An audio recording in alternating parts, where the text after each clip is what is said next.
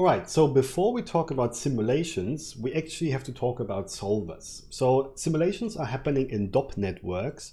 So let me quickly show you that. We will use that throughout the rest of the course, really. And it's a DOP network, which stands for Dynamic Operator Network. And this is where the simulations will live in its own context. But before we touch them, we will actually talk about basically the same thing, because there is actually a solver by itself. And this is the absolute minimum core of every simulation. In fact, if you look into an actual simulation setup, so for example, which we will see later on, a POP network has a solver inside, as you can see here. So, you know, simulations in its core are solvers. So what is a solver? A solver entails one thing that we didn't have so far, and that is memory. So basically, everything we've done so far, and you add memory to it, and you have a simulation. And that's very important, because one of the core properties of any simulation is that every frame is dependent on the frame before. So let's say if you want to jump to frame 100 in a simulation, it does have to simulate, and you will see that Houdini is doing that. It will simulate every single frame of those 100, and later on we will see there are even sub-frames, so potentially even more than 100, to actually be able to give you the end result of what happens on frame 100. So this is very important. In a simulation, every single frame has to be simulated to come to the right result. It never skips any frame. That is the definition of a simulation. So how does it look like in Houdini? When we look inside of the solver, we have the 4 inputs that represent the 4 inputs of our solver node, unsurprisingly. But here is the interesting thing. It has one special thing in it, and that is a node that represents the last frame. And this is we can use to kind of look what happened before and potentially, for example, add to it. And this way we can have something like a memory. Now let's start with an example we already talked about in the last chapter, and that is using the attribute transfer to transfer one attribute from one object to another. So here we have a red sphere and a white ground, and we can use an attribute transfer node to transfer over the color from the red sphere to the grid. And of course, the problem is when we stick this together that the default distance threshold is way too high. So let's lower this down. And then the second thing is to make the edge a bit more soft. We can increase the blend width, but this won't work by itself because there's nothing to blend with. Therefore, we need a color node on the grid as well, so that we have actually a white color attribute as well that we can blend between. You know, just repeating some basics here. Okay, so now we have our setup here. And if I would animate my sphere from this position, let's say, and by alt clicking, I can set a keyframe on it to, let's say, in 2 seconds, this position. I can see the setup has one big flaw, and that is that our attributes that we transfer are not persistent. They don't stay where they were. Every frame is calculated independently. And this is where our solver comes in. And the common way of working with this is the following. We take the setup that does our effect, and this is important, only the part that creates the effect, not the inputs. So the grid and the sphere are 2 inputs into my effect or my setup. So the setup in our case only is built by the attribute transfer. So let's steal this and we put it into the solver. And before we move on and connect all this, let's connect, like we had it before, the grid to the first input and the sphere to the second. Now the grid would live here in the first input and the sphere in the second. So maybe let's do the second input red, and the other 2 we don't care about. So you might think, okay, so I connect the first one with the attribute transfer, and then of course we have an output node here that we will use as an output, and then let's see what happens. Isn't that already the solution? And no, it isn't, because we haven't done anything this way, because now it just takes the inputs just like before. There is no memory involved because we didn't use the previous frame. Now, how do you use it? Don't overcomplicate it. It's actually quite simple. All you have to do is you replace the first input with the previous frame, and then the setup works. And let's quickly look at the result. And here you can see now the color is actually staying persistent. Why does this work? Well, first of all, maybe it doesn't work for you because you're still looking at it from the inside. And when I press start here, you can see it still doesn't seem to work. Now this is a very annoying thing about the solver, and the funny thing is actually in Houdini 19 this seemed to have been solved, this problem, but in 19.5 for some reason it's back. And one thing you absolutely have to keep in mind, whenever you use a solver, you have to go outside of the solver and look at the result from outside. Don't ask me why that is, but it's a very big thing that you can stumble over. Never look at the result of a solver from inside. Again, in the last version, this seemed to be solved, but it isn't in 19.5. So the old rule still applies. Always look at the solver result from outside. And the best way of doing this is just pinning your viewport and then go inside the solver to change stuff.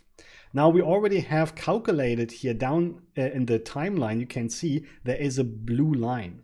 And this blue line means that this part of the simulation is already calculated and will not be calculated again because it's already saved. Now in this case though, the result is wrong, so let's make sure we delete this before we try this again. And you can do this on the solver node itself. There's a big red reset simulation button. And this is something we have to remember for the rest of the simulation course. Always reset your simulation, which sometimes happens automatically, whenever you change something. It's very important because otherwise you might not look at this correct result. So when we look from outside and we run this, now you can actually see that it worked. So what the hell is going on here? What happened is that with every step along the way, the sphere transfers over the color to the grid, but not on the original grid, but of the grid that was the result of the whole thing from the last frame. So this is what the previous frame means. Out of here doesn't come the sphere or the grid, it actually comes out whatever the result is of this whole process. So in our case, the colorized version of the grid. And we transfer on top of this the new color with the new position of the sphere. And this is what gives us a memory. Now you might wonder, okay, a previous frame I can understand if you just go constantly back, but what happens on the first frame? Well, the first frame, first of all, is very important because a solver always has actually a first frame, and that is defined in the solver with a start frame. You might have seen it already. And when you are on the very first frame in a solver, in our case frame 1, then what comes out of the previous frame, which doesn't exist, is identical with the first input. Just keep that in mind, and that explains why this works in the first place. Now a second thing, we had to delete our cache before by resetting the simulation, and very often that's a good idea, as we will see further on. But sometimes if you change something, so let's say I disconnect this and connect it again like before, then you can see my timeline turned orange. And this is most of the case what you will see whenever you change something and your simulation is basically not up to date anymore, then Houdini is telling you that by turning the timeline orange and telling you, okay, I have calculated something up to this point, but it's probably broken and not correct because you just changed something. The solution, thankfully, is pretty easy. You just rewind and start again. So I hope this first example helped you a little bit understanding how a solver works and why it gives us the functionality of a memory.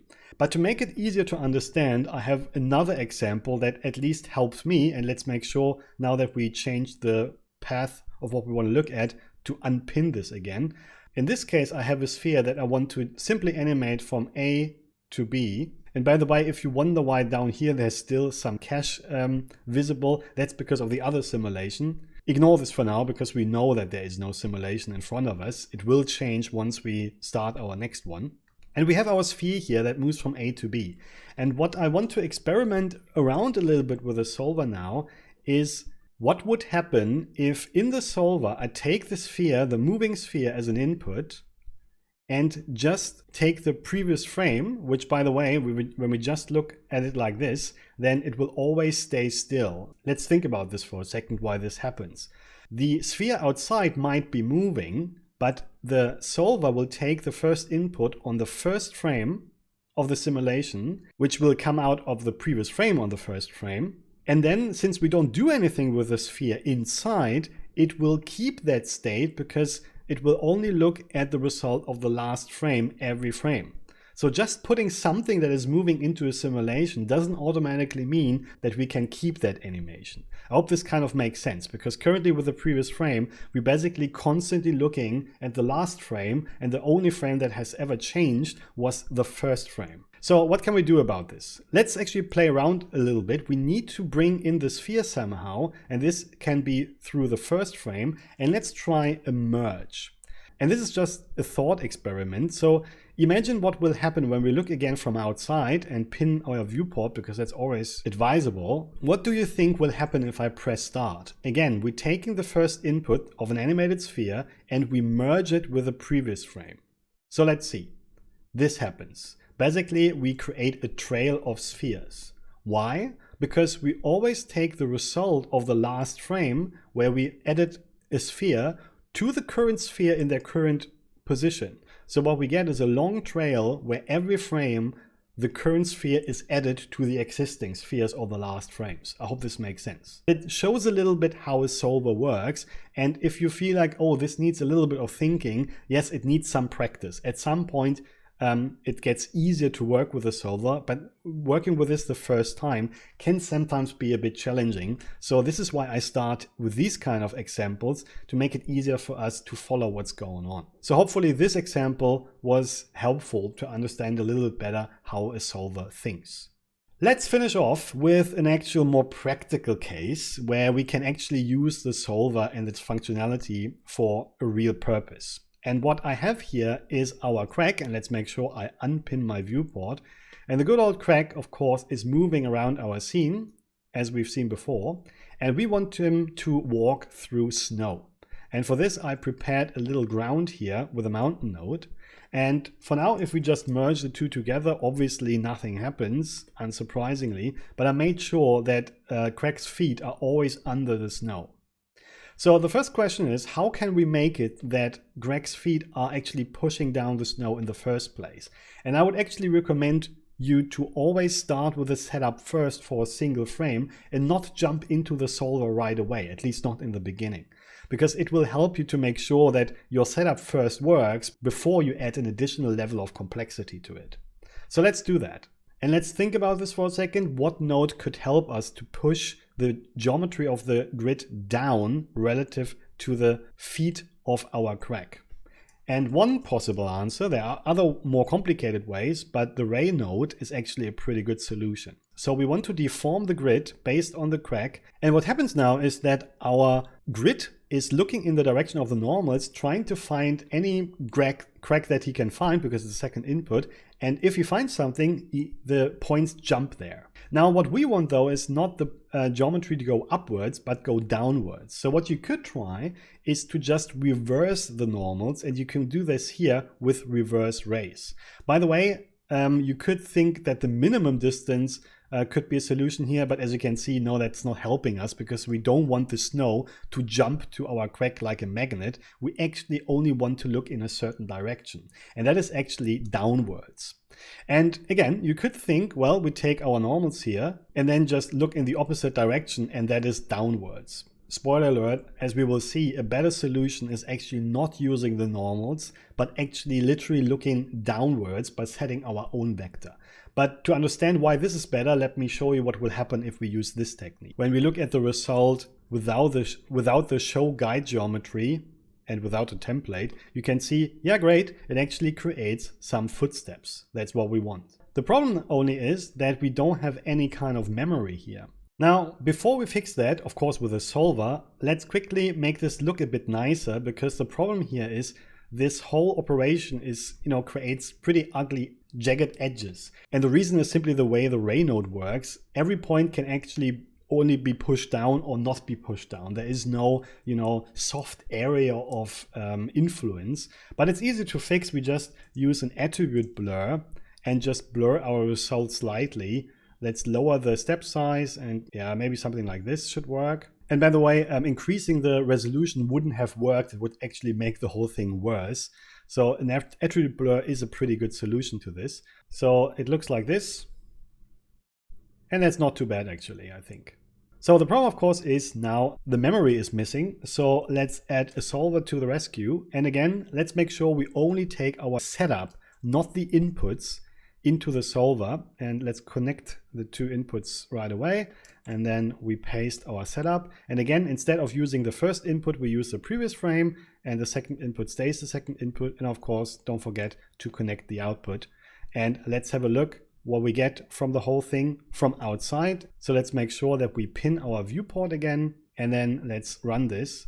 And we have a couple of problems here. There is something happening, but it's not what we expected. It's actually two problems at the same time. So let's first go in and look at the first problem. Let's turn off the attribute blur for now and run this again. And you can see this is actually coming from what we talked about with the ray node.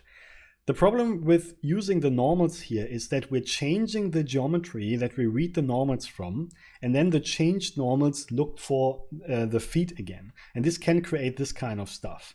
A better solution is not to make it dependent on the geometry, but always looking downwards no matter what.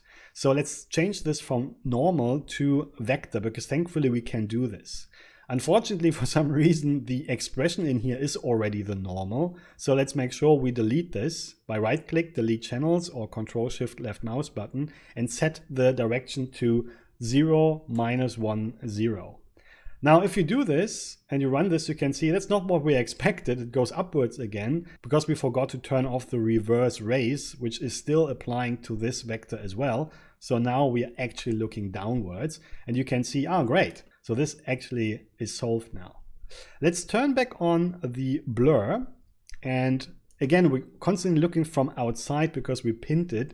So if this doesn't work for you, make sure that you go to the first frame again, go outside, pin your viewport, and maybe reset your simulation and run it again. And if you run this now with the blur on, we see another weird thing. And that is, okay, now for some reason, our footsteps seem to disappear. Why is that? Well, if you think about it, we actually made a mistake. We took the attribute blur inside of our solver, which means whatever we blurred will be blurred again in the next frame, and again, and again, and again. And you can see this actually here on this hill, which is not influenced by the steps. It is kind of blurring away more and more every frame.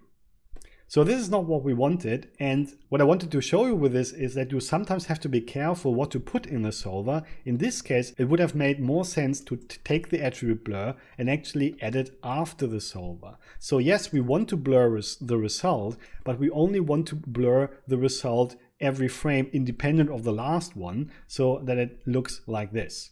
So now we have a constant blur that only happens once for every frame after the simulation is run. So I hope this makes sense, and it's just something you sometimes have to think about. And there we have it. Now we have actually created a pretty cool effect with this, with the help of a memory concept that we get through the solver. And usually the trick is to simply build the setup outside of the solver and then connect the first input with the previous frame, the second input with the input 2, leave the input 1 to the side, and of course make sure your output node is properly connected. And then if you thought about it enough, then you should have an effect that can accumulate a certain effect over time. Now, one last thing before we finish this, because as if it wasn't already enough, you might have noticed something interesting, and that is here with Craig's hammer. When Craig moves his hammer around, you would expect here a very smooth path, right? But it looks almost like a tire path. So we have those steps in here. Now, this is a common problem that we will actually look at in the next couple of videos and the videos after, because it's a constant thing we have to deal with.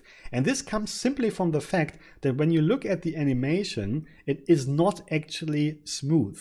Technically, it is smooth, but our simulation doesn't read it in like that. Because it actually, when you go through with the arrow keys, you can see that our calculation actually happens only every frame. It doesn't happen continuously. And this is because our solver is set in a way that it has only one substep. So in other words, every full frame will be calculated and in between nothing happens. This is the first time that we see that, and here the solution is actually quite simple. We just tell the simulation to calculate more often than once per frame, let's say 3 times for example, which will not really eradicate the core problem, but it will make it not visible anymore, because now you will have 3 steps that are calculated and not just 1. So Craig's position, or the position of his hammer, will be read out 3 times per frame. And the result now looks like this. It's much more smooth. It's actually, again, not gone. It's just that the steps are just smaller, which looks good enough for our case. The only problem here is, keep in mind, in this case it didn't matter, but the whole simulation now took, of course, 3 times longer. So this is something to keep in mind. And we will talk about this topic a lot in the coming videos, because it's a constant thing we have to deal with. So yeah, this is our first simulation. It's not a particle simulation, but it shows you that you can already use the concept of memory in combination with the SOP tools that we've learned so far to create an effect. And in the next video, we will go deeper into actual particle simulations, but it makes sense to start here because this is already a full-fledged simulation. So I hope this is helpful. Thanks very much and see you later. Cheers.